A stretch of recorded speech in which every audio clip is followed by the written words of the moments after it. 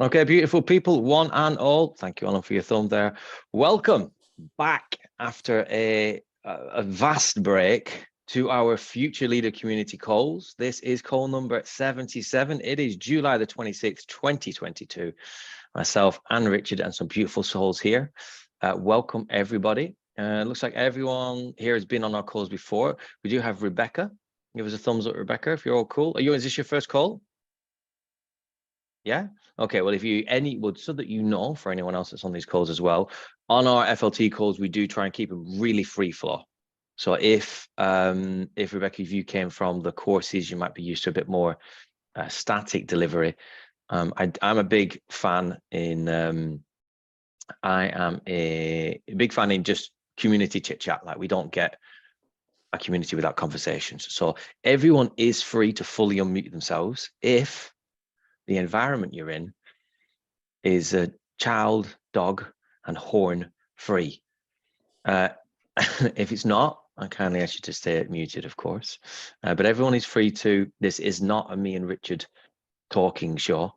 I would love it as ever if we can just go into good conversation. So we do have golden threads throughout all of this. But I normally begin by saying we started these calls because myself and Richard had a shared, not even vision, belief, let's say, that the institutions and systems within which we have around the world just weren't sufficient for what we were dealing with, that there was too much going on and there was a lot of wobbling and popping and quacking. And when we first discovered Bitcoin, which led us on to blockchain, which led us to understand distribution, decentralized ledgers, decentralization, all of these things, it sparked something in us. And we really do believe that not only was what we're going through one of the greatest transformations and transferences of wealth that we've ever seen, but also the greatest transference in systems, in power, in control, in sovereignty, and the ability for humans to have a greater say within society. And we felt that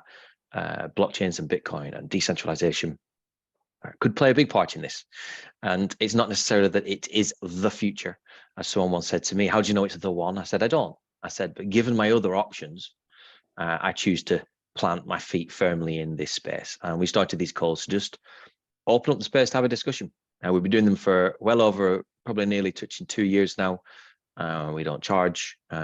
We open them up fully. Our course was donation based, but we did that because we believe in this idea of the gift economy, where the user at the other end determines the value. But at the end of the day, me and Richard said, so long as we enjoy these calls and they're fun, and so long as the people that are on the calls are enjoying them and we're actually having dialogue and feeling like we're part of something, we're happy to keep going. And I'm proud to say that after a couple of years, we're still here.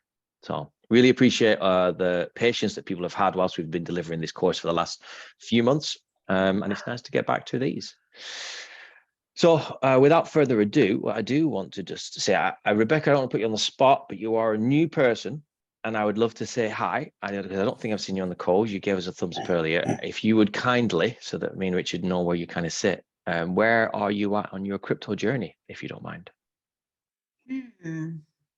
Where am I at on my crypto journey? Well, answer that however you wish. I know it's an arbitrary answer. Yeah, it's that's kind of a big question. Well, I started learning about crypto about probably almost 2 years ago, year and a half, 2 years ago. And not to brag, but I'm a quick study, so I've learned fairly quickly. And then I feel like I know quite a lot more than the general public, but then when I get into crypto spaces, I sometimes feel like I know nothing. So I'm like a sponge, just learning it all. Like yesterday I was having a conversation about a bunch of new coins coming out from I have some friends who are blockchain developers. I've got lots of contacts in the right space of like really good friends. So being able to have these open, free conversations is really key, I think, to us being the pioneers. And so I feel like I'm a pioneer in the space. Yeah, I'm a risk taker. So I've, lost money in a few minutes as I've learned to trade. So I've been doing some of my own manual trading on Forex, and I don't want to do that. No, not for me. I think Daniel and I, we've talked before about music and other things like that. Oh, now I know which Rebecca you are. Yeah, Yes. yeah. I'm a Rebecca that went to Panama, Yes. and was living in Mexico when you were down there too. So yeah, I'm in that space. I really believe in wealth redistribution amongst many. I'm a humanitarian, so I've done lots of volunteer work in Africa, and being able to put more money into those people's hands is why I believe in this space, and why I believe that we have to work together to make the planet a better place and give more people opportunity. So that's my why. Like, that's why I want to be in this space, because I think that when good people have more money, we can do more things with it, and we can empower others to do, to make their dreams a reality. Because I'm a business coach, so I can get kind of coachy, but I just think that it shouldn't just be about dreaming, but actually making those dreams reality. And, having wealth and health going hand in hand are really what's going to drive things forward. Yeah. Amen, sister. I'm Dreams and ideas are fantastic, and I do think we need them, but without, someone once said, I've got an idea. Well, it's not worth anything. It's just an idea. We have to turn something into some form of reality in order to gain something from it, I suppose. So I'm totally with you there. Yes. There we go. Cool. Well, Rebecca, it is wonderful to have you with it. It's nice that I know who you are now. Yes, we have shared some good conversations. And I always appreciate the patience, because you're one of the people I've been the least responsive to. And I will name that because you're actually one of the people that I want to be the most responsive to, because I don't speak to many people who I know that have got the passion that you have shared privately with me. So it's really good to see you on one of these calls as well. So what we wanted to do, me was just speaking before, and what we wanted to kind of cover was, you thought, well, since we haven't done these for a while, it would be, I suppose, if there were some white elephants in the room, a lot's changed since September last year when we kind of did the last proper series. A lot's changed. And so the two big things that have been the biggest catalyst that we think bring things up is around Luna and around Celsius. Celsius being the bigger one, because there's still a lot of people. I met a guy yesterday who still had no idea it was even going through reorganization and insolvency, and that was a very heavy dinner for that person, because all 100% of their crypto assets are in Celsius, and they had no idea. And that was a very sobering moment. So I think there's a bit of confusion, and I fly some of this as well, in the sense that I've kind of kept my head out of it, waiting for people way more invested to work out what's going on. And I've heard recently there's forms and things to fill out. So I think we're good to discuss these, see other people's experiences of what you may have been bear the brunt of. And then we can kind of move on a little bit. We thought it'd be good we thought that brings up this conversation around the fallbacks of centralization, where decentralization fits into it, but then what happened to Luna, because Luna was decentralized. So that's a thread we have. We have until past, so we got what, an hour 15 minutes ish, an hour, let's say an hour 10, and then we can wrap it up at the end. So is there anyone on the call at the minute who felt the brunt of what has occurred over the last 6 months, particularly sparked since Luna had its episode? I'd love to just hear people's takes. What happened to you, maybe how you dealt with it. It's cool if it turns into a little bit of therapy session, because without us being able to talk about these things, we can definitely drive ourselves crazy. Depends what sort of support mechanisms you've got. So anybody have any sharing experiences that they had in and around Luna and Celsius, or these that you want to just put into the group? You can start with, hi, my name's Daniel, I'm a crypto crash receiver, if you wish as well. Only I'm saying that as a joke. So anybody want to share what has gone on for you? Unmute yourself, kick it off.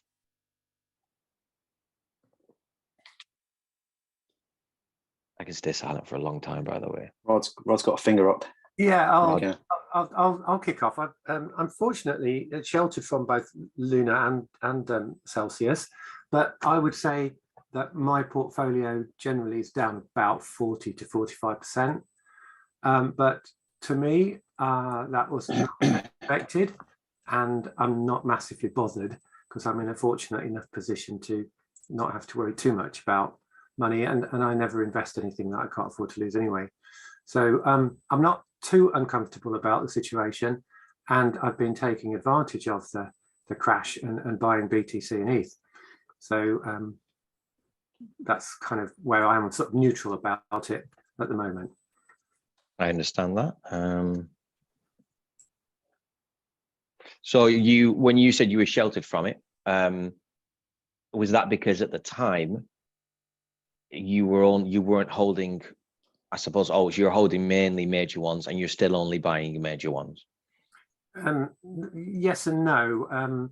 I've got a small amount of Ripple and Sol, and I've got quite a lot of DOT and ADA. And now that ETH and Bitcoin are cheap or cheaper, I'm buying into them and staying away from slightly more risky. Yeah, so you've been stacked up on, I suppose, the stronger layer 1 protocols. Would you say your portfolio though is still hedged more towards BTC and ETH or no? No, okay. It's more DOT and ADA. Interesting. Okay, cool. And you're only down about 45%. That's not bad. Yeah, it's not bad at all. I've been lucky. I've been doing sort of my version of DCA, which is just look at it once a week, and if it looks okay, buy some. Yeah, no, that's cool.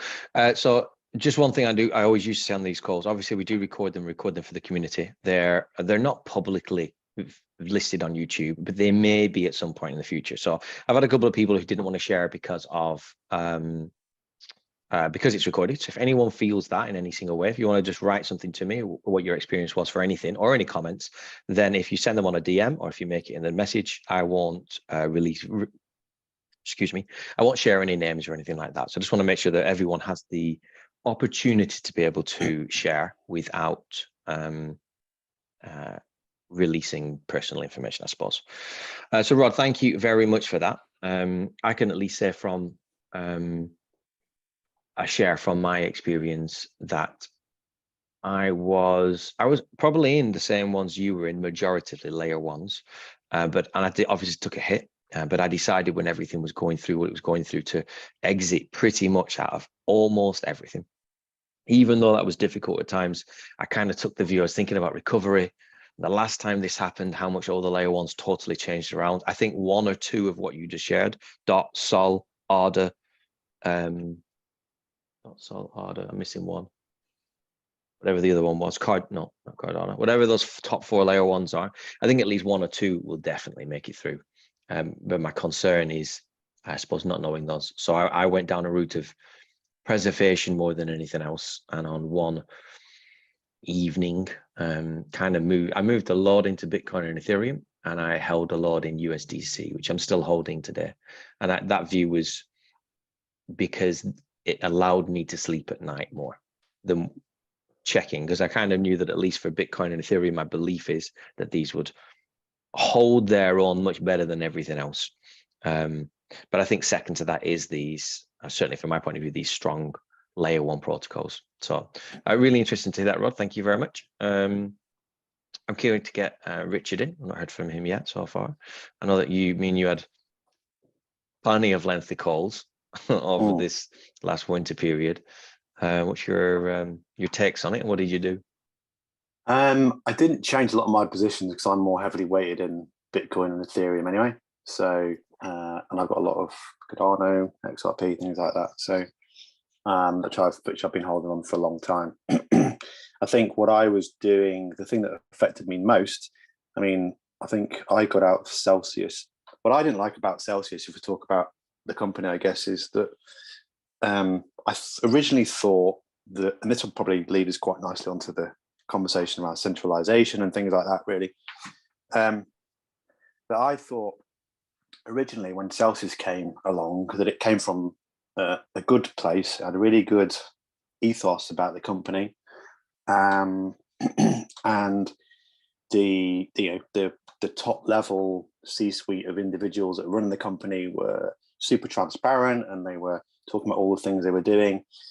And I think given the time space we were in then, in terms of where we were in the kind of crypto cycle and what people knew, you forget how quickly things move in crypto. And but anyway, so that space in time, I had quite a big chunk in Celsius earning, a mix of trying to build up my Bitcoin and Ethereum portfolio, as well as trying to speculate on the Cell token as well. And I don't know if you remember, Dan, but I think it was even before I left here, and I remember that some news came out that I can't remember if it was the technology officer or the PR. I've got a feeling it was something ridiculous like the security officer or something like that. And it was a young girl, and there was some, she was the finance and partnerships or something like that. It was. Yeah, I find it. Carry on. But it turned out she was a porn star. Now I shouldn't hold that, against anyone about what they do or anything like that. But at the end of the day, I'm kind of thinking a big new, company in finance is pushing that thing. I'm thinking, is that a good choice? So it's kind of like started waving a few red flags for me. And then more stuff started coming out about Alex Mashinsky himself. And I think probably it must have been, in the end, it must have been around about October or November last year. I remember sharing some of my just musings in the group. And so I pulled out of Celsius, pulled everything out and moved it all into cold storage. So I wasn't earning. So I sort of look back at that and porn stars are people too. Yeah. So I look back at that and I kind of think, well, that's a kind of lucky escape. But it brings me on to my thing that I always talk about, which is like, I think when you're looking at all coins in the market, and I think apart from Bitcoin, when people sort of used to ask us, what is an altcoin? And I kind of like try and use a really binary, simple way of explaining it for people that are starting to invest in it before we get into, before they get into the deeply what an altcoin is and everything. It's like, to me, it was like the way I thought about it is kind of like buying stocks and shares. So you buy into an altcoin and you're buying into it does different things and has different functions, but you're buying into a company, because all these other altcoins, essentially, they are just companies. And we wrap this kind of word of blockchain around everything like it's this really like immutable system that it can't be uncrackable and it's the future and everything else. But I always said, like, these things are still companies and they're still fallible to they're still fallible in terms of the companies, because there's people behind them. And so I suppose that was a cautionary tale, given what's happened since, is that I kind of like my main thing was looking at the people and the integrity of the people and the things they did, the things I kind of expect and the values I kind of held up to it. And so I escaped Celsius, but on the flip side, what I did do was move quite a lot of that into, having done my due diligence, into UST. I didn't go into Terra. I had quite a bit of Luna, unfortunately, but I did end up staking my UST on Anchor and earning that sweet 19% for quite a while. But I was in the middle of doing whatever I was doing, and unfortunately, missed the memo on when everything sort of crashed and lost it, and basically was just not in a very good place, watching UST sort of lose its peg, and then which, for people that don't know, it's losing it. It was supposed to be pegged to the dollar, so $1 UST for $1, and at one point I think it got down to something ridiculous, like when I was looking at it, like 45 cents, and it retraced back up to about 80 something, and that's when I just decided just take a loss and just get out. But I managed to time that okay, but I still lost 15%, and it was a decent amount, which kind of hurt. And of course I lost all my Luna as well, so that's all gone. They did do that airdrop for Luna C, is it?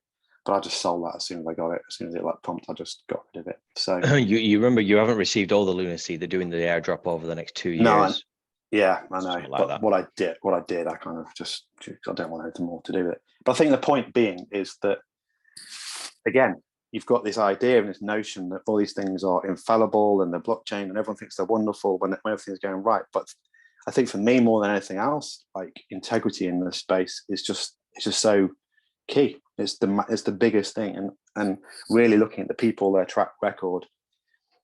In some ways, isn't enough. You've just got to keep, you know, if you're going to make investments in these things, I think looking at the people is so key, because they aren't, as we'll come on to, decentralized in the same way that I thought, you know, Terra and Luna was decentralized.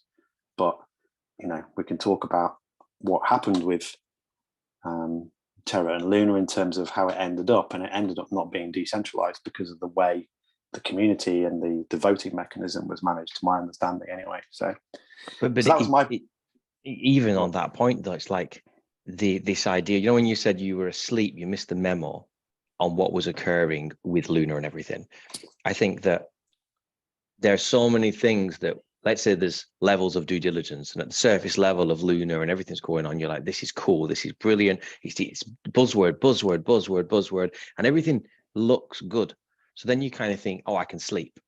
It's in something that's not very shakeable. And it's only when stuff like this happens that we then start to look deeper. Like you just said, you find out it's not got the right voting protocol, this or that. And for the average Joe, the average crypto Joe, I don't think people go to that level to understand it, because you don't ask the questions that you don't know you need to ask. And this stuff's so new that even in Rebecca's case, where she's deep diving into it, and I remember when I first went into it, like I couldn't consume enough. 6 years in, I'm still consuming the same amount of information. It's like an endless, bottomless bucket, because they're inventing the depth as we're going. And it's like it never ceases to end. And I did someone the other day, they said, what's safe? And I said, honestly, right now, the only thing for me that's safe is buying Bitcoin and holding it in a decentralized wallet, in a cold store wallet, or any offline wallet where you have the seed phrase somewhere safe. Other than that, if you're not going to pay attention to stuff or keep researching, I said, it has a question mark on it. That's how I feel it's got to. And I think the fact that's happening in the markets at the moment, there's so many other macro factors. The macro factors are the biggest thing, I think, now going to affect the crypto market. And it's shaking out the bad actors, it's shaking out the protocols that aren't strong enough, you know, all the things that's going to fall to the ground. You're going to be left with things that have got integrity about them, that are really, really, really doing something, and have got good people with good intentions behind them. Because a lot of anything that's built on slightly shaky foundations, just even if it's well intentioned, isn't gonna last this next 12 months really. So again, it's the integrity, I think, is the thing, and the people, for me, that's one of the most important things. But you can't always see that. That's the thing. That's the thing. So. Yeah, I've wrote down integrity is the key there as well, because I think that really is the key at the minute.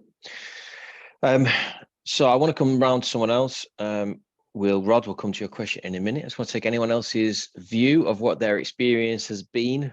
If anyone's received any particular pain. Is anyone still in Celsius? I know that I am. When me and Richard had our calls, I exited, but I had a couple of lawns in there. And me and him at the time, Richard's like, what would happen if Celsius went bust? What would happen to the lawns? And I went, I don't know. And I had a few opportunities. This is my greed sharing, where things are really good. And me and my partner both agreed that we could exit a small bit and clear them down and get the rest of the Bitcoin out. And we chose not to. That's one of my worser decisions. So we're still not too sure what will happen with that. But I'm still in Celsius, which is why I'm still semi-invested in trying to work out what's going on with it. Is anyone else here in Celsius? You'd like to share? If you put your hand up a little bit. Okay. I was about to go into Celsius.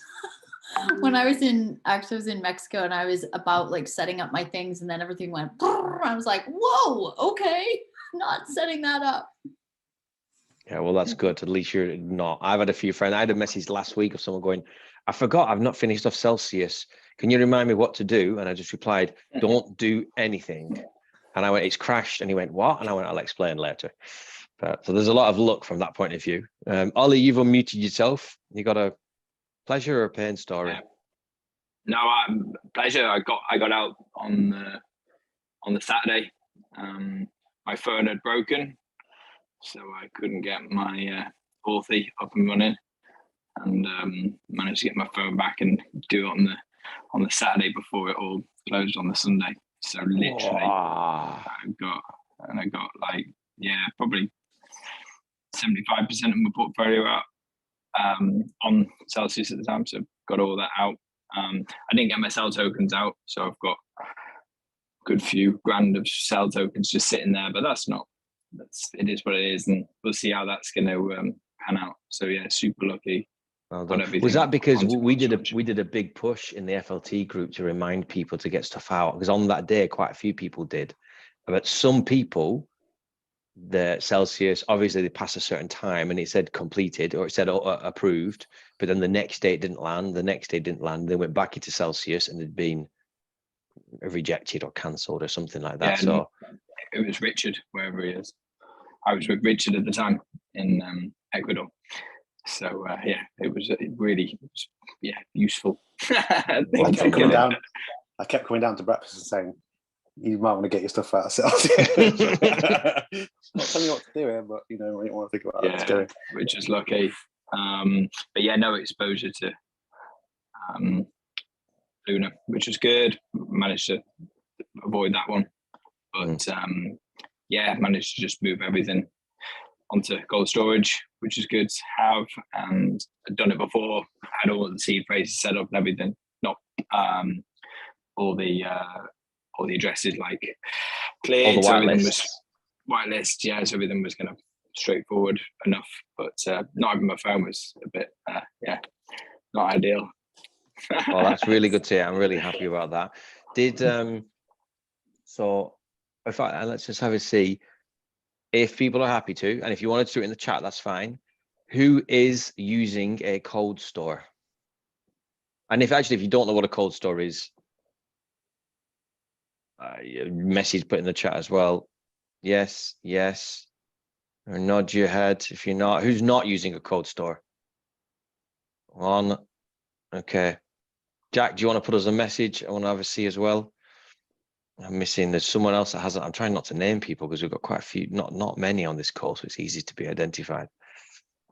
But at least one isn't. Okay, Tim, do you know what a cold store is? Yeah. Okay. Cool. And if you're happy to unmute yourself, and this isn't not being an asshole, but why aren't you using one? I haven't got around to doing it yet. It's the next thing on the agenda. I can certainly see the value in it, more so now than ever. So, are you using hot wallets, like software wallets at all? Yes. Okay, yes. so at least they're in, because I think this is the thing. Like, it is a bit of a jump with the cold stores, but at the very least, you know, having a clean device or a dumb device or a bricked device or something, and using a hot wallet is, in my opinion, still substantially halfway along. Because like you said, it's been on your list for ages. On my list for ages was clearing down some of the exchanges that I was semi-using, but the reality is I wasn't. And the rule is, if it's on an exchange, it should be doing something, and if it's not, get it off. Can I ask a question? I'm trying to take everything off exchanges, but I was researching the Trezor cold wallet this week. Would I be correct in my point of view, or my view of it is that it's just the keys that are stored on the Trezor, and it can actually interact with some of the hot wallets, but it still just sits on the blockchain. Is that where your assets sit? Is that correct? They'll always be on the blockchain. Yeah. Okay. All the codes, all the wallet does, cold or hot, holds the keys. Private keys can be converted into public keys, which derive addresses. But everything's about the key, so it just holds them, and that's it. So, but really, what it's holding, the key, your seed phrase,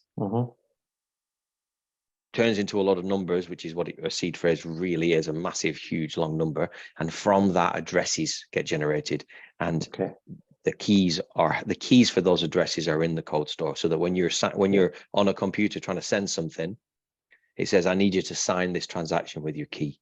And at that point, your cold store will say, something is asking me to sign this transaction. Do you approve it? So you need the device to approve the transaction. Okay, so it's like an authenticator. Do you know what?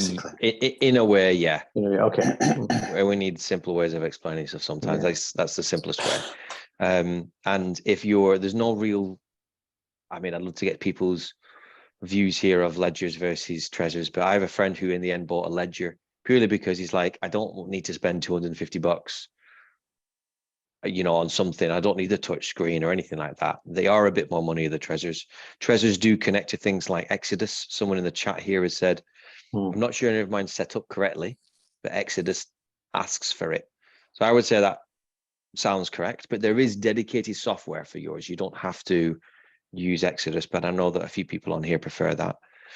And I want to give a shout out to whoever's said here, I don't have enough of my portfolio yet to buy a cold store wallet or anything like that, which I totally understand that, but I would definitely at least look at hot wallets, because at least then, even if you've got a couple of $100 worth of Bitcoin to your name and that's it, you put it in a hot wallet, at least you can sleep knowing every exchange can crash and it's safe. I think that's what crypto is certainly showing me at the minute, is where is relative safety. I think as well, it's just interesting that everyone, and I met a friend last night I've not seen for a year because I've been away, and I mean, he's had crypto almost as long as I have, but he's just let it left on Coinbase. And I've been thrown through all these different things about you need to get it earning for you and all these different things. But he's finally just bought a ledger, like literally now, but he still hasn't moved it, because there's the technical. It's not technical. I'm sure if everyone's used it, it's not technical, but it's like anyone that's used a cold wallet for the first time, when you first move it there, man, it's a scary thing, right? It's like if you're not, well, if it's any decent amount of money and you move it there and it means something to you, it's quite a big leap in order to move it in the first place. And so there's the technical aspect, well, being scared of it, and there's just the upskilling in terms of understanding how it works, what it means. Because a lot of people will have the device and think, oh, my crypto is now on this device that I've got, yeah. So there's a big kind of like learning curve in terms of understanding what this actually is and what part of it is actually super important. And pimping out the course that we did, we made a vector kind of diagram that kind of really kind of thought about why you were doing things, why you wanted to create, why you were going to hold certain coins, why you were doing what you were doing, all these different things, and trying to create some sort of rationale around risk, reward, and time and energy, and how you want to employ those things in terms of what crypto means to you, basically. And I think it speaks to that, is kind of like you have to move out of the comfort zone and put more energy into something if you want to reduce your risk and increase your reward, or whichever vector is important to you.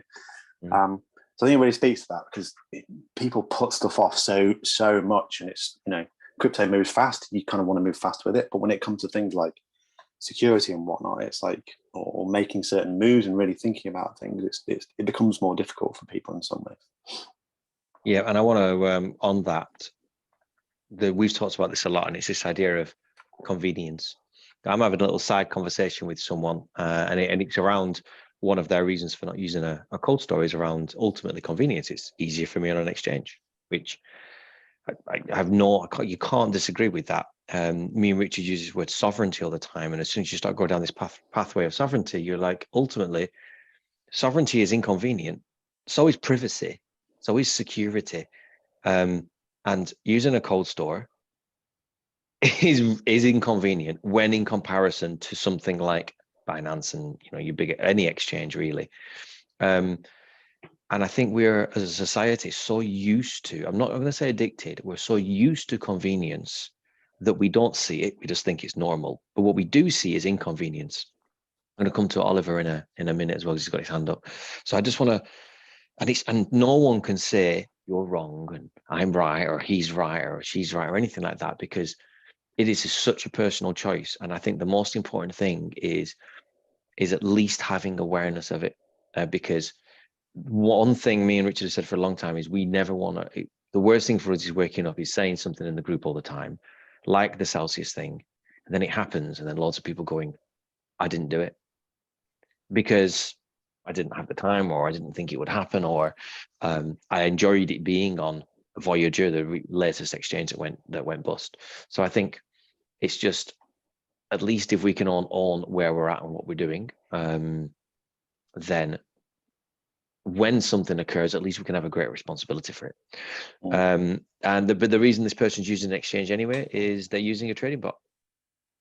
They're using Pionex. I'm familiar with that.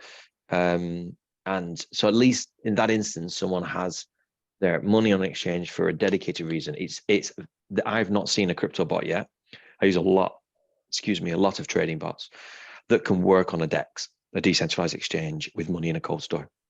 I don't even know how that would be even possible to do, like technically. So at least it has a reason for it. So thank you for sharing that as well. Oliver, what's your two sats? Yeah, so the reason I held back from using my cold storage was because I was traveling. So I was like, well, do I really want it to be on this little thing that I literally physically need to look after? But that was interesting, realizing that actually, you know, it's not actually the little physical device. If I lose my actual piece of plastic, I just need to buy the same version of the item. No, you don't. As I've got the code. No, you don't. You just need anything that will accept your seed phrase. Yeah. Which is any cold store, any hot wallet, any online wallet. Of course, there's different security threats putting your seed phrase on an online wallet and stuff like that. But what you really need to protect is the seed phrase, that 24 words. Any device will work. That was a useful learning, because that was the thing I was shit scared about. Like literally just having that piece of plastic in my tech bag or in my rucksack, and then that just going because shit happens. So actually, when I realized that it wasn't the piece of plastic, it was the seed phrase that I needed to look after. That kind of changed my mind again to thinking, oh, actually, you know, this is possible. I just need to keep that seed phrase stored in a convenient way. And yes, it means that I might be inconvenienced to, you know, you can't always find a place to buy them, but you could always set yourself up on a hot wallet or whatever. Yeah, it depends how much access you need to it. If you did lose it, well, again, as long as you've got your seed phrase, you can deal with it later on. But again, it depends what you're holding and how fast you need access to it. But it's good to have that awareness. What you just said there, Oliver, and what Tim said, when Tim said, like, well, if I get a cold store, am I right in thinking it just holds the keys and the assets are in the blockchain? It's like I always refer to crypto as like a coffee percolator, and it's understanding what's going on from enough different angles that you get it. Because I do believe that Warren Buffett saying, don't invest in what you don't understand. There's a lot of sense in that. But if I truly took that viewpoint with every one of my investments, I probably wouldn't have invested in most of them. Because how do you know when you know it? You just need to know enough that you can understand the upside, understand the downside, and determine that you have asymmetric gain, meaning the potential up is greater than the potential down. And that's how I've kind of taken this view. But that means that as we're working through the process, we're still working stuff out. And I remember when the penny dropped, and I was like, so none of it's real. It's all in this etherical blockchain in the space, just like an internet website is. And all these all these hot wallets and cold wallets are just, I call them windows to put your head through to see your assets and be able to shout at it to do something. And without the window, everyone's just kind of looking from the outside in. So I think as we move through this space and that coffee percolator keeps going through, we get it deeper and deeper and deeper and deeper. So Yeah, before you move on, can I ask you a few just little questions about the Trezor?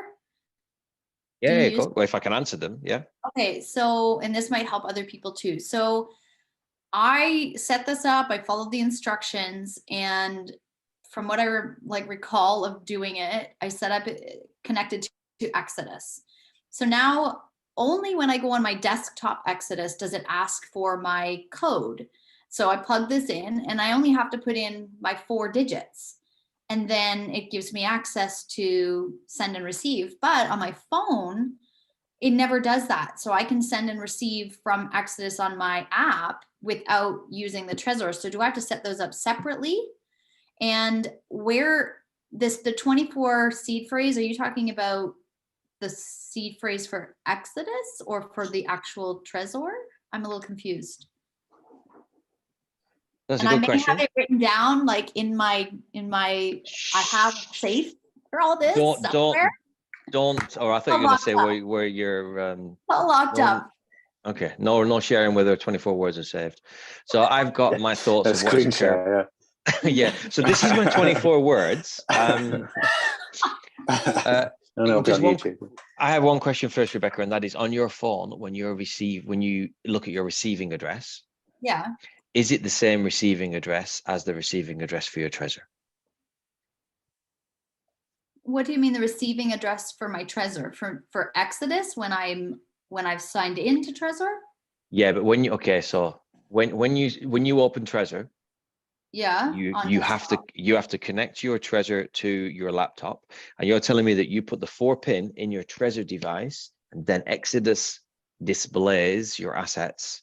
Correct. And you can send a receipt. Okay. Yeah. When you open your phone mm-hmm. and you're viewing your assets, are they the same assets as what you see on your desktop? So sometimes no, like there was a discrepancy in the amount the other day. It was more or less on the desktop than the phone. And it wasn't when that you say much. Amount, do you mean dollar amount or do you mean coin amount? Dollar amount. And I actually just thought it was because it was US and Canadian different. I thought, oh, maybe on my phone it's US and on computer it's showing me you can always receive, anyone can receive anything at any point without any signature. If I want to send Tim some money now, I just need his address. So he'll give me his Bitcoin address and he sends it. But in order for you to do that from your phone, I know what's occurred here. So first of all Exoduses are not related. If I had 3 devices here and I install Exodus, they're not synced. Yeah. So if I have to put my seed phrase in this one, my seed phrase in this one, and my seed phrase in this one. Okay. When I will say a statement, tell me if this is true. When you loaded Exodus on your mobile phone, it said, start a new wallet or restore a wallet, recover a wallet. Did you click that? And then you entered your 24 seed phrase into it? I think so, yeah. So what you've done there, remember that it's just a seed phrase. If you gave me your seed phrase now, Rebecca, I could put it on my computer. Like it's got nothing to do with the app. Yeah. So you had a seed phrase that went in your Trezor. That's fine. And you connected your Trezor to your computer and you're using Exodus to as the interface to control it. But when you loaded your mobile phone and Exodus was there and it said enter a seed phrase, you entered your seed phrase, which means now Exodus on your phone has all of your keys. Exodus on your computer does not.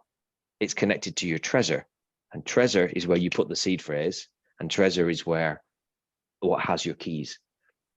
So that seed, in that instance, you are using a cold store and a desktop to manage it. But on your phone, technically speaking, you're using a hot wallet. Right. Because it can sign transactions.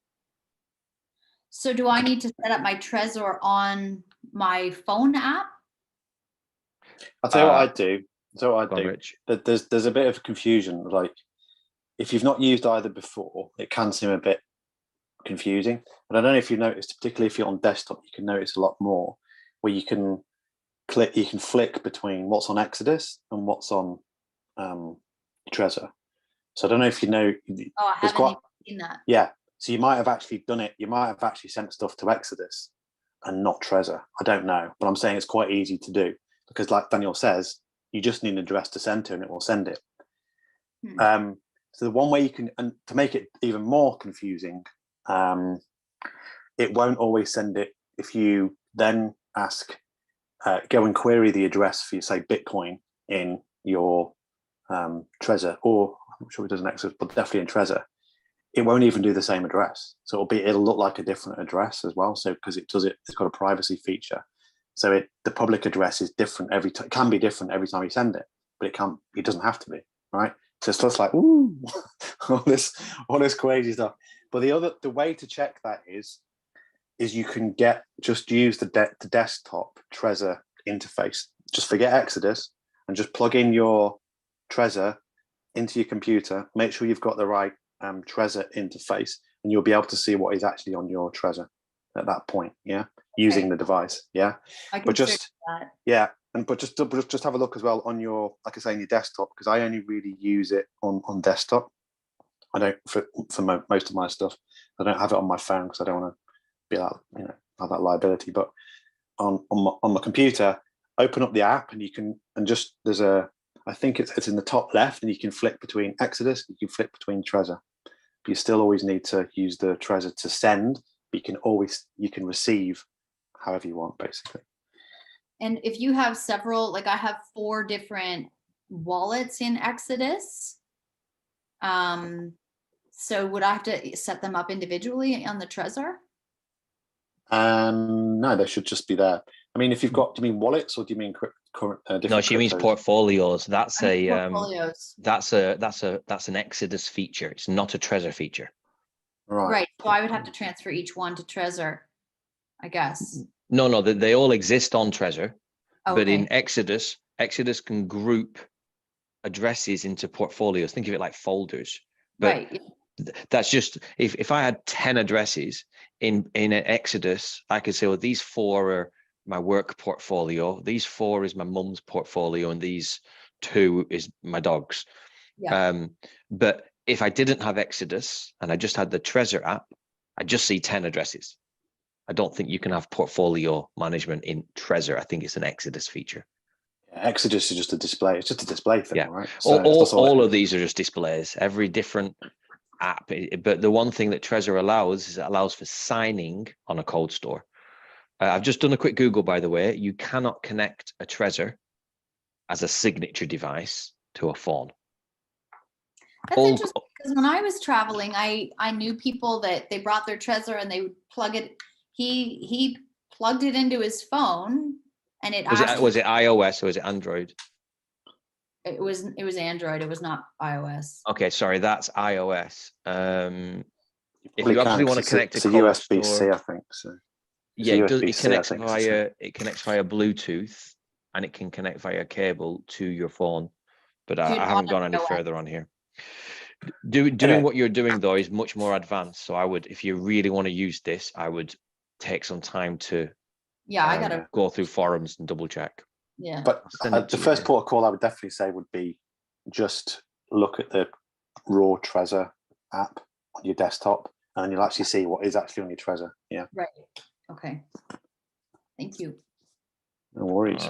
Massive typos, but there's a whole Reddit forum on.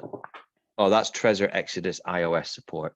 So just go back one thread on that Reddit forum, and there'll be a Trezor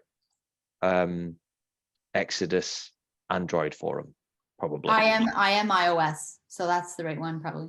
Oh, there you go. Then at the minute, this is what, as of 1 year ago, Okay. there's no iOS app for the Exodus iOS app won't allow for Trezor external connection, and that'll probably because of an iPhone restriction. Yeah. Okay. But all these conversations, this whole last sort of 20 minutes, this is exactly what I'm talking about. It's like we're all here and you will get it, and this includes me as well, and Richard. The number of times we're in our own worlds, pioneers, just stepping forward and stepping forward and stepping forward. It is complex, and every month I must say I understand why this isn't mainstream yet. It's just it not only is it a bit complicated sometimes, but it still requires people to kind of go, oh, it worked, excellent, you know, and like press buttons and move forward things. And most people, retail can't do that. With retail, it needs to work, it needs to be understood, and it needs to happen.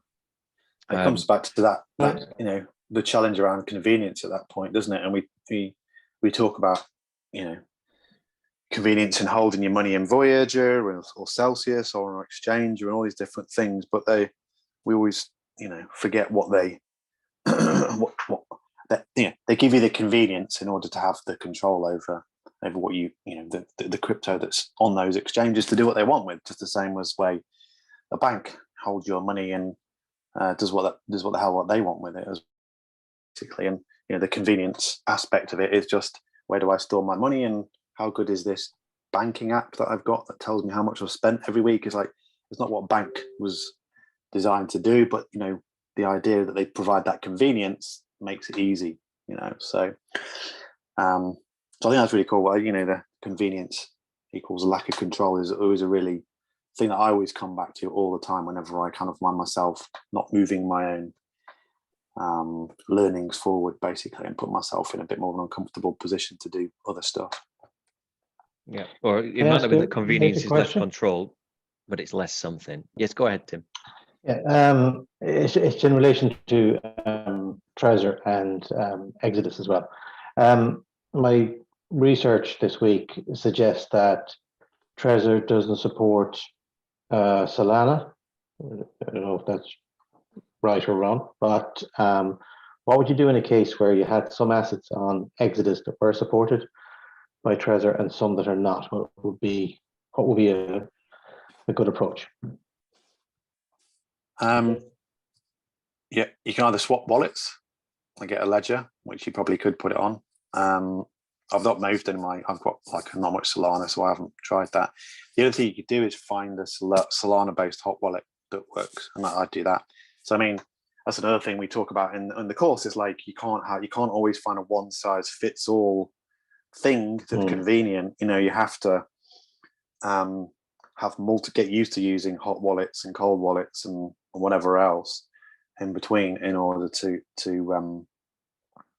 manage the crypto that you want to hold, you know. But you know, I can't remember. There must be a web wallet that you can hold Solana on. I'm sure there must be. There definitely will be. But is Exodus just as safe as those then for Solana? Because you can stake Solana on Exodus. Is it from a security point of view? Is it as good? Is Exodus as good for Solana as another web-based wallet? No, I mean, one thing you could share. The thing is, we is stakingrewards.com. You can have a look on that, and it will tell you. But just be aware that you're still giving.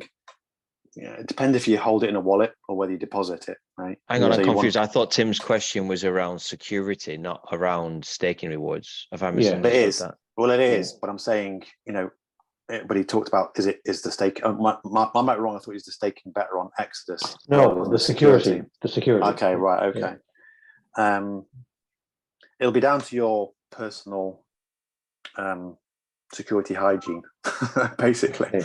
Because you know, if you put it on Exodus, you can close that all down. But if someone's got access to your, you know, if you don't update your computer, or you don't update all the software, or you don't look after passwords, then it's as secure as you at that point, basically, you know. So, so I don't think anything's more secure than other. It's how you manage your own security, and that's financial sovereignty, right? It's like you're taking the money back from the bank and you're looking after yourself, right? And that's the most important thing. Okay, thank you. I'm just gonna pull this up. Can people see that? Yep. So we made this as part of the, I knew it was somewhere. This isn't the full one I was looking at, but when we're looking at security, this is from the crypto Kickstarter course we've just done. So your question there, Tim, was between the second and the third columns, hot wallets and cold wallets. So when we say like, is Exodus as safe as Trezor? The difference is what we're saying there is a hot wallet safer or non-safer than a cold wallet? So because a hot wallet is software based, it means you're installed on your device, which means your device is now part of the equation. And if we look down here, as we're looking at the whole point of this module is not all storage is made equal. So we're on the location part at the minute. And the next one is device, because each device is different. So for example, a Windows laptop inherently is less secure than a Mac OS. And a Mac OS is less secure than a Linux OS. That's just the way it is because of how they're built. So for the most part, if you have an up-to-date device and you've got, you know, it's free of malware and you don't go on dodgy sites and you don't just click every button that's presented to you, then your device is probably safe. And in that case, it will majoritively be safe. But because it's on a device, it can get hacked. But it will only get hacked if your device is compromised. So it is on the one hand, which is safer, a cold wallet. But realistically, for most people, a hot wallet will be pretty safe, relatively speaking. Does that kind of make sense? Yes, thank you. And this is the same whether it's Exodus, which is a piece of software, or whether it's MetaMask, which is a browser extension, or whatever it might be.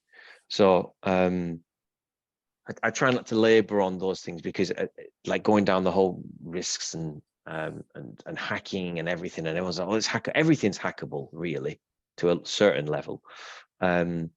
But I think for the most part, for most people, if you're serious about crypto and you're careful about stuff, I think you're fine. And if you're holding large sums or you're bothered, buy yourself a small Linux, they cost less than £100 laptop, or a small what they called Chromebook, which is a Linux-based operating system, and install your hot wallet on it, and don't use it to go on the internet. I'd like to browse. Treat it like a pretty big cold store. And if you do that, bear in mind that when it's unplugged from the internet, it's just like a cold wallet. No one can touch it because it's unplugged. And the day you need to send a bit of your Solana, turn it on, plug it in, update it if it's not been updated for a while, or periodically every month, keep it updated, use it, shut it, put it away. Okay. So there are things you can do. Okay, good advice. Thank you. Cool.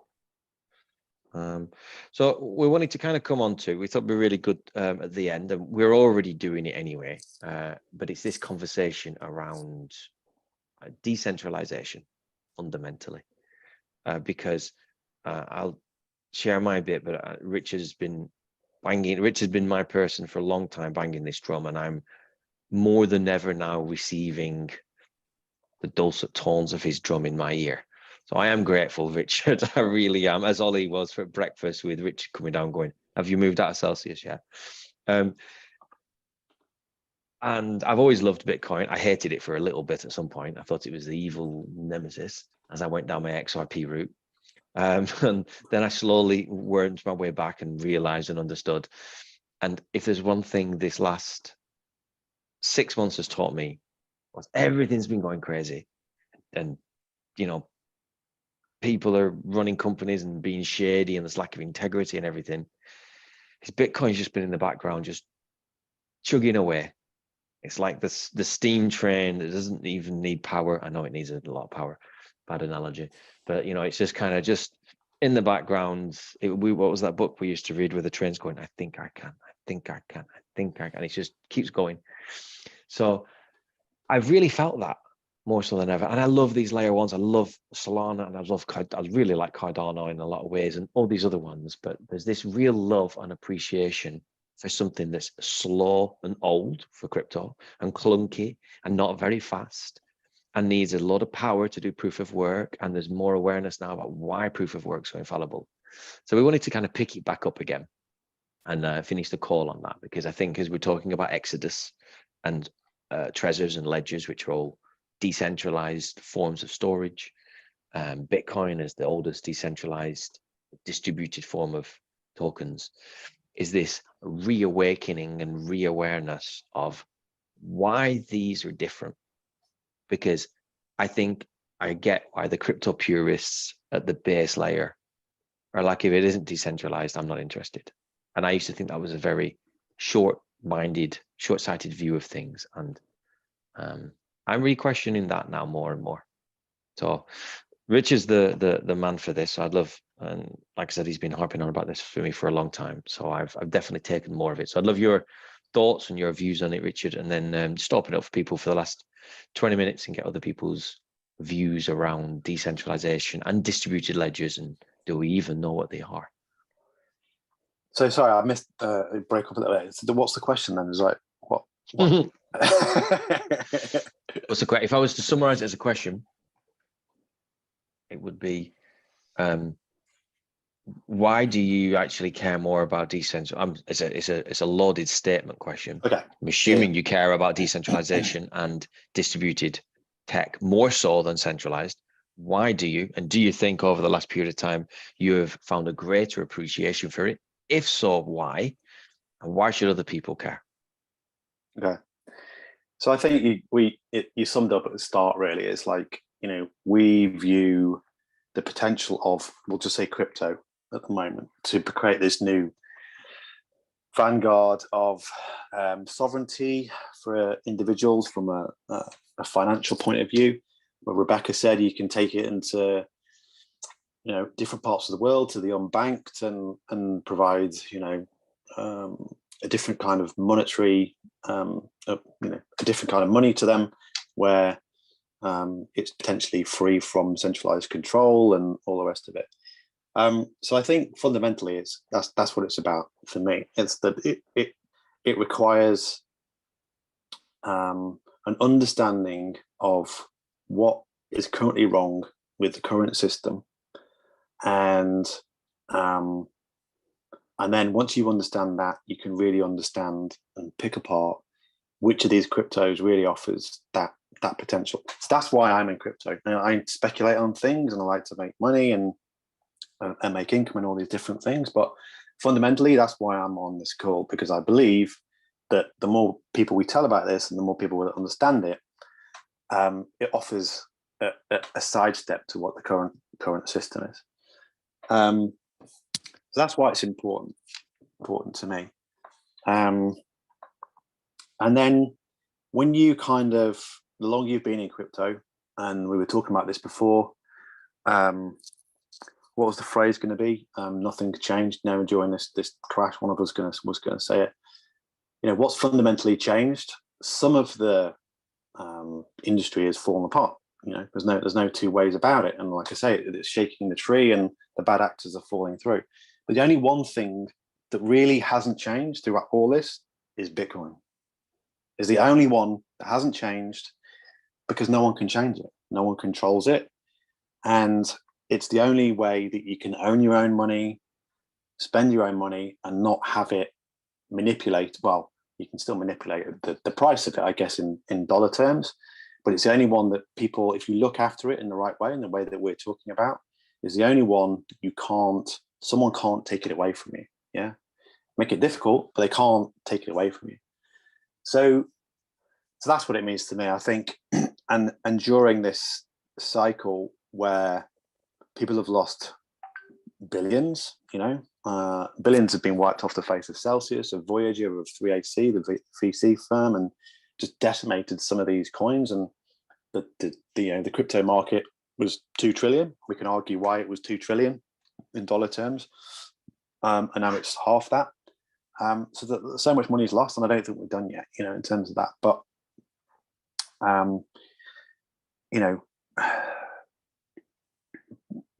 Bitcoin is the only one that kind of that rises above it all, really. And I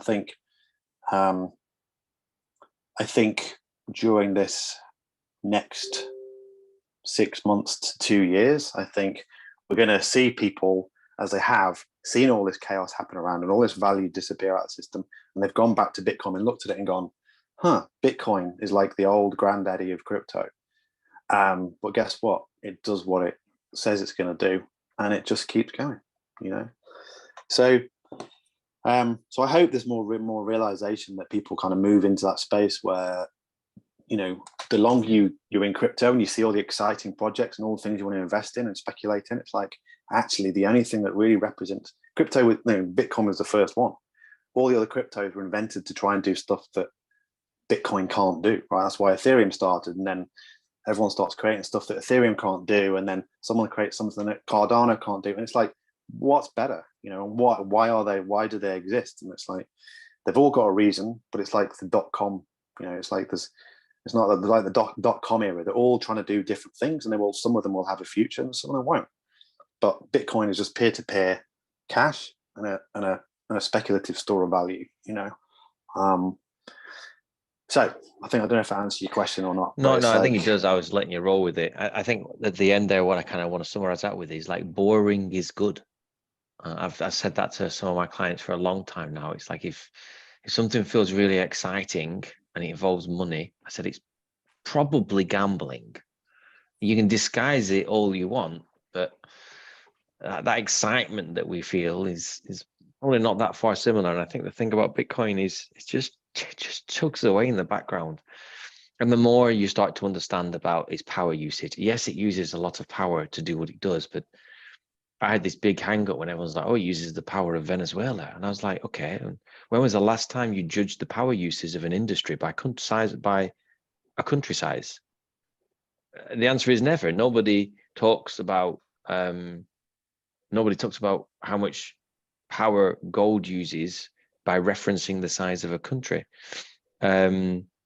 So I think that the more we can understand it, the more that we can work out that there is a perception that's played around Bitcoin.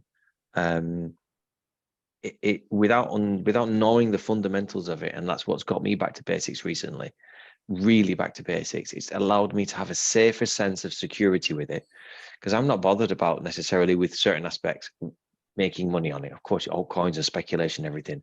I want something that's safe, and I don't want to use a bank. And it's my answer with a lot of people. I'm like, I don't trust banks anymore. I don't believe in them. I don't like what they do with their money. I don't like the fact that they're never held accountable. And you also only have a certain amount that's actually even guaranteed. So at the minute, Bitcoin is the safest space I can put it, so long as, again, it's not, in my case, some of it was in Celsius against the loan. Now it's in a cold store, everything. So it's like just seeing that bigger view. Rebecca, you said you've got a few discussion points you wanted to pull into this mix. Do you want to share? I know you also wanted to listen to us, but we do open it up for everybody as well. We're not a community, it's just me and Richard chatting. Oh, off the top of my head, I mean, I have so many questions. I have questions. Sorry, I realized that was a DM. Was that about what we were talking about here around decentralization? Or was that on something else? I do apologize. Yeah, I mean, there's so much. I'm enjoying the conversation. Yeah, I mean, just learning more by listening to what other people are doing. And I actually really, just a totally off-topic comment. For me, it's really nice to be in a room of people who are in this space, because I'm surrounded. Like I have one group of friends who are, and then like my family, and sometimes the closest people to you, your friends, like my father, who's been my like financial advisor my whole life, is totally conservative, loves banks, watches news, and we're so on opposite pages. Like I love him, and so it's just really nice to have this environment and a community of people who are the pioneers, you know, who are going through this together. And I also love the variety of ages. And I often feel like I'm, you know, in a minority as a woman, learning about the financial sector and the changing financial structure and how the systems are failing us in the banks. But I'm super happy as a woman to be here, because there's a lot of other women who need the knowledge that I'm learning now. And so I appreciate all of your input and support as men, because really it all just gets paid forward to all the other, you know, women and men who come to me for like, okay, what, you know, what are you doing? You know, yeah. So. And we need more conversations on that. I think there's still a lot of answers. So we have to work things out together. I feel very much like it's a, you know, we're all sitting at a table and we're like, okay, brainstorm this, brainstorm that. What did you get? What did you get? What did you get? And I love working like that. So I think it's awesome. Remind me as well, Rebecca, just DM me afterwards. I've got about 3 or 4 other women who run communities, crypto communities, most of them online, but in spaces, but some of them are physical as well, because you might find some really good connections in there, especially if you're wishing to connect more with other women in this space as well, who are doing a lot of similar work. So just remind me and DM me on that. Ollie, you've got your hand up there. You want to share? Yeah. Or ask? I just thought I'd kind of bring it back a little bit to the decentralization question, or kind of point around it. I think there's clearly a need in my mind for decentralization to be something that can be created in addition to Bitcoin. And it's really interesting to kind of understand how that can be possible. Firstly, when you have a creator with Bitcoin, having a creator, but it being somebody that is untouchable and unknown, Also the fact that it's been set up with proof of work and has so much traction behind it. Really, every day that goes by, it's been used. The way that the value curve was created to make Bitcoin worthwhile using has allowed it to be decentralized. But there does seem, in my mind, to be other spaces within crypto where decentralization is going to be a really useful thing to have. An easy one to say is stablecoin. Finding a solution for stablecoin that can be a decentralized model. I think it's hard to kind of really understand how that can exist and be created. And I mean, I think there's concepts and ideas that one could use to kind of somehow build it onto Ethereum and onto Bitcoin. I don't know how that would be possible, but the concept of actually creating a destabilized stablecoin that, you know, Decentralized. really decentralized, you know, really kind of is something that seems to be needed and to exist. But I mean, obviously with everything going on with UST, people believed it was decentralized, but it clearly wasn't. And then once you actually start having people that have huge amounts of money in there, being able to kind of control it through just, you know, clout whale kind of moves, I think that there's a real value in it existing in that space. And I think there's many other spaces where a kind of decentralized model would also have a value and a use, but it's hard to understand how that can happen, especially when you see USD C falling over in the way that it did when so many people thought that it was something that would. You mean UST? Sorry, yeah, UST. Yeah, I know there's loads of them. I fully hear what you're saying. I think as soon as someone said to me once, well, with everything that's happened with Luna and UST, and it just shows that a decentralized stablecoin can't work. And I said, that's not what it shows. I said, it shows that that's not how we do it. And there could be 2, 3, 4, 5 more iterations. They might all fail. I said, but at some point, a solution will come about, and there'll be some way of maintaining integrity. And before the call, Richard was sharing some pieces of information I didn't know, which is that, Richard, jump in here, but would you say that the Luna or Doc One or the main team at Luna somehow changed something so that they had more rights to vote on something, and they passed something in their favor that basically didn't work for the benefit of the community, and that was part of the process of this whole unpegging. Is that a close enough summary?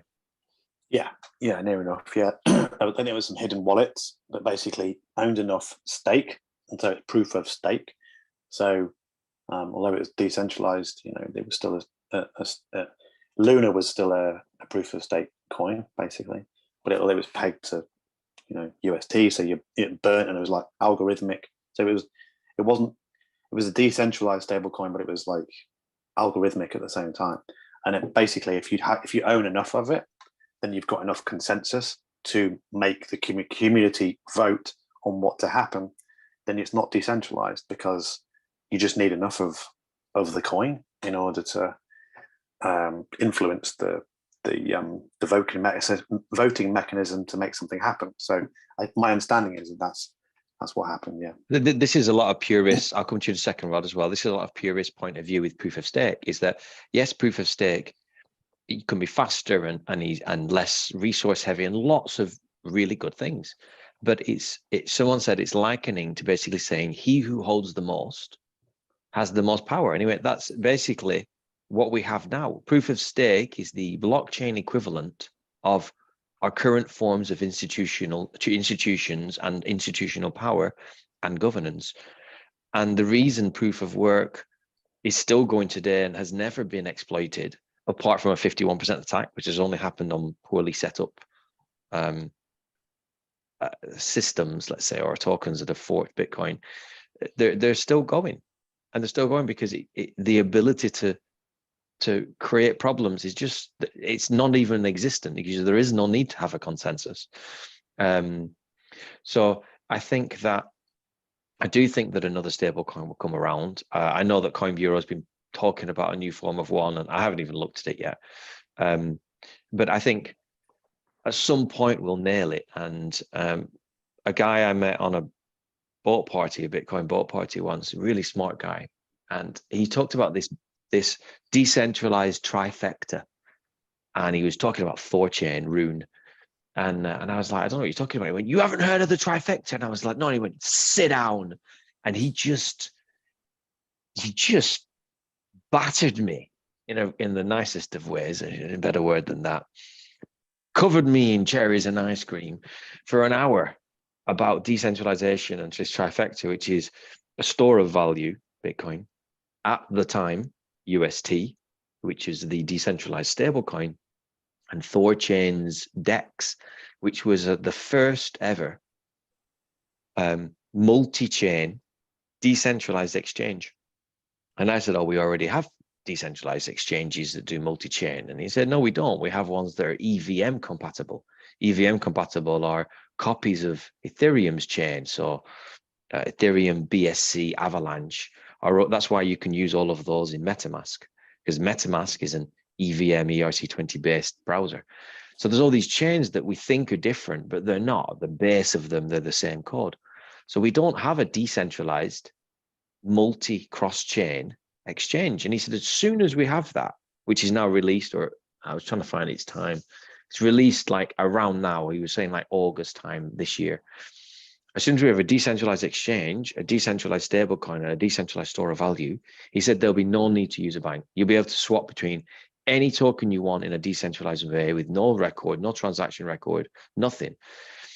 And by the end of the covering in cream and cherries, I got it. And I left that. That was the one thing I took from that boat party. And I was like, wow, that really landed on me to understand how he said the reason a decentralized world can't fully take off right now is because it's not workable. It is kind of workable with lots of weird workarounds. And he said, as soon as we have these three parts in play, he went, you can move all you want, because once you're in UST, you can easily take that somewhere else, change it for any other stable coin. If you need to, move into fiat, but all of assets can exist in this world over here and just keep moving. So I do think another replacement will come for UST. And I think the best thing we can take from UST is a learning curve.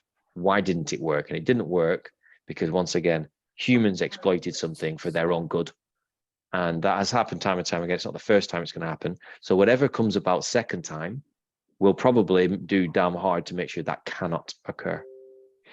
Rod, we're 23 minutes past. We do try and finish promptly. This might be the last input, but let's have a see. Ben, I'll make it quick. I just want you to please correct my thinking. To me, stablecoins are a transition step, simply to ease the access between fiat and crypto. And once crypto takes over as the dominant form of store of wealth and financial transactions, call it what you like, then there won't really be any need for stablecoins. Where is that wrong thinking? Oh, there's a few views on that. Richard? I missed a bit because just repeat the last bit. So you said it was a transition between fiat and crypto. Sure, Yep. I see a stablecoin as a mechanism to ease the transition into between the two domains. One is the fiat economy, Yep. and two is crypto. And once crypto becomes dominant, and you can actually do day-to-day transactions in crypto, who needs the stablecoin? Yeah, I think you're right. I think the problem we've got at the moment is that the entire crypto market, and Bitcoin included, is valued in US dollars or pounds or whatever you want to value it in. Yeah, so it's got that correlation, and it kind of brings it on to another point, which is like, and you can argue which ones, which cryptos will be able to be transacted. You know, I know like Shopify accepts, I think, Cardano, Ethereum, Bitcoin. It accepts all these different cryptocurrencies, but I think you need to have some sort of value to value it against. Now, Bitcoin, and you could argue, is basically if we agree your house is worth X and you want to sell your house to me, and we can say it's worth 10 Bitcoin or whatever, then we can agree that that's how we want to transact. And that's why Bitcoin was essentially created. So we can do peer-to-peer transactions. There's no middleman. We can decide the actual and derive the actual value. But the problem is at the moment is that you know, we're still valuing that in pounds really, because we live in that world. And so you get into a big conversation, which is about what's going to be reserve currency, right? And if you posit the fact, like potentially, however, in whatever time period, Bitcoin could become a reserve currency, then it'll be, at that point, it'll probably be, you'll be measuring stuff in Satoshis, which is the decimalization of a Bitcoin, right? So this glass is worth however many Satoshis, okay?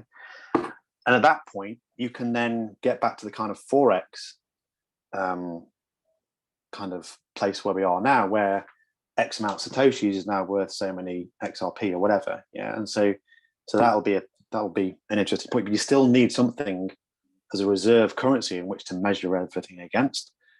And you say, why do we need a reserve currency? It's only because we're in this mindset that we need to measure it against something. You know, you still need to sort of. This is why did they have cacao beans in Mexico? Because so many cacao beans had a value to the individual that you could exchange it for something, a chicken for. I think Rod might be getting caught up on the word currency. I don't know.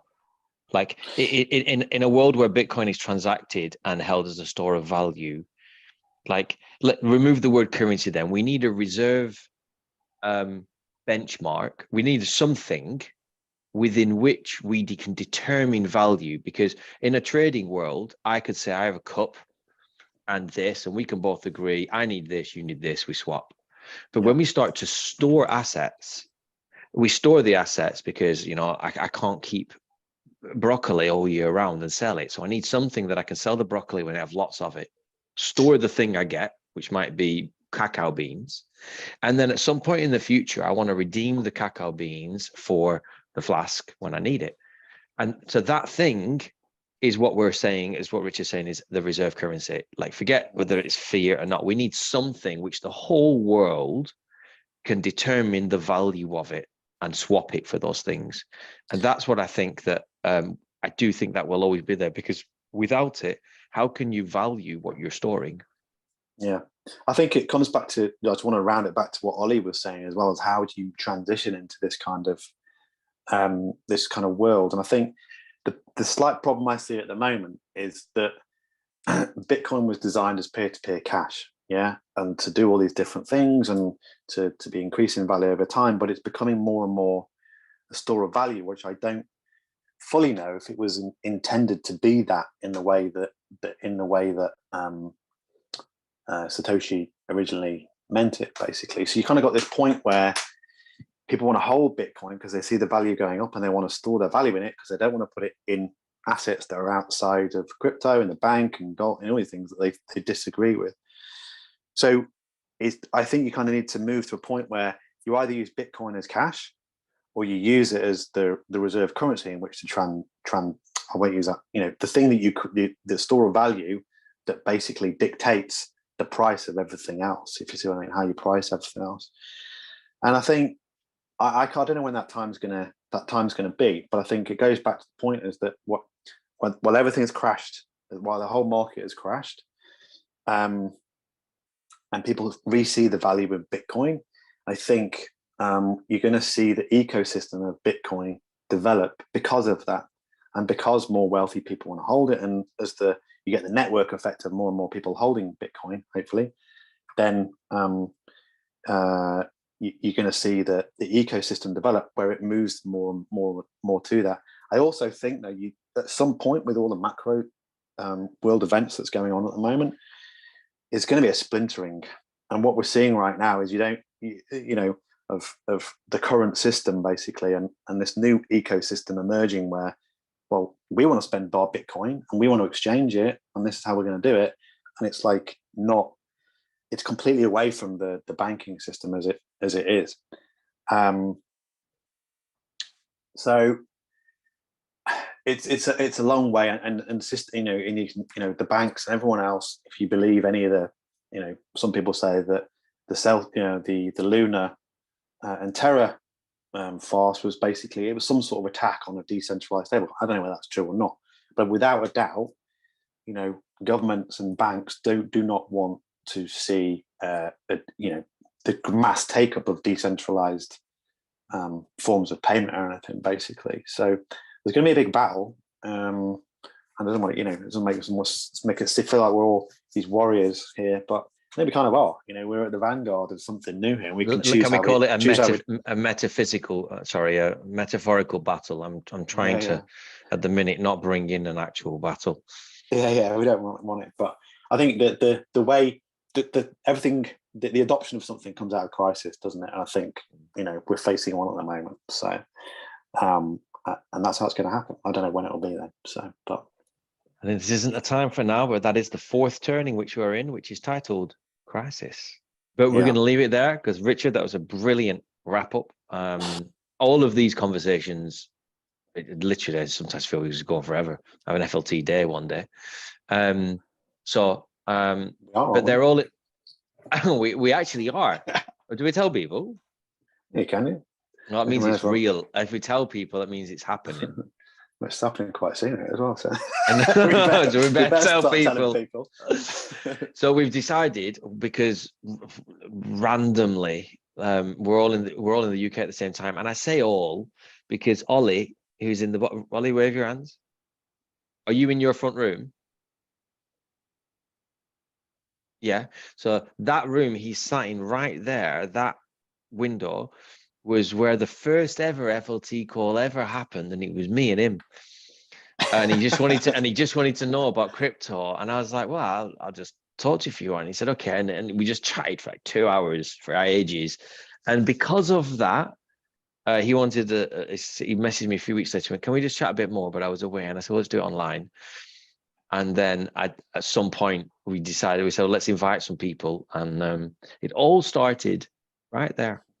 And so randomly, he's back in the UK now, Richard's back, and I'm back. And so we decided to have a physical meetup. We're having the first ever official FLT community get-together gathering. I'm sure it will involve some food, some drinks, and a really good old British chinwag. It will be in England, so I do apologize for, I know this is mainly people in England anyway, but if you're not in England, it's a pretty large flight, and it'll probably be somewhere in the northwest-ish. And so everyone's welcome.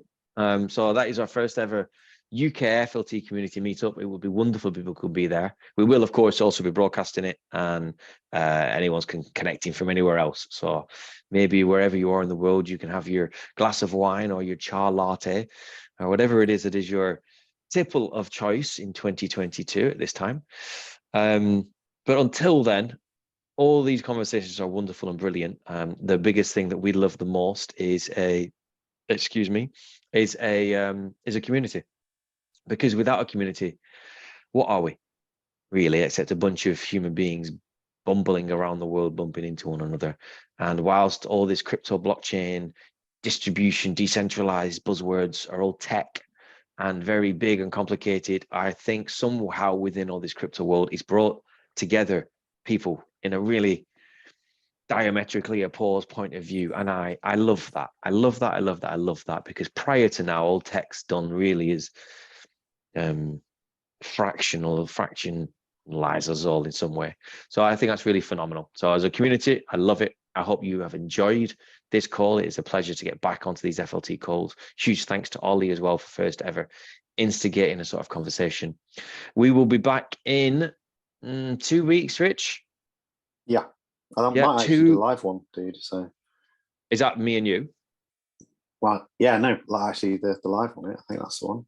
So we better get our skates on. No, the next one's not the live one. Next Anyway, one's in 2 weeks. About, it's online, and then it's a 3 weeks, and it'll be physical. I'm getting 2, I think it's 3. Yeah, August the 30th is the FLT live meetup.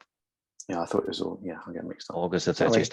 All right, cool. Everyone's enjoyed themselves. You got any questions? We're in the FLT community. Just kind of put your questions in there. I know a few of you did. I've said just post them in there. We'll be picking these up again.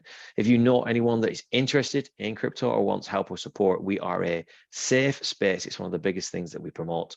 And that is important if you've been in crypto long enough. Safe spaces are super important, and we're a non-techie space. So you can ask your questions without someone going, Google it, or you should know this by now. All questions are welcome. All people are welcome. And that is enough of that. So wherever you are, have a really good night. It's great to be doing these again. We love you all. Take care, and we'll speak to you soon. Bye, everybody. Bye. Bye.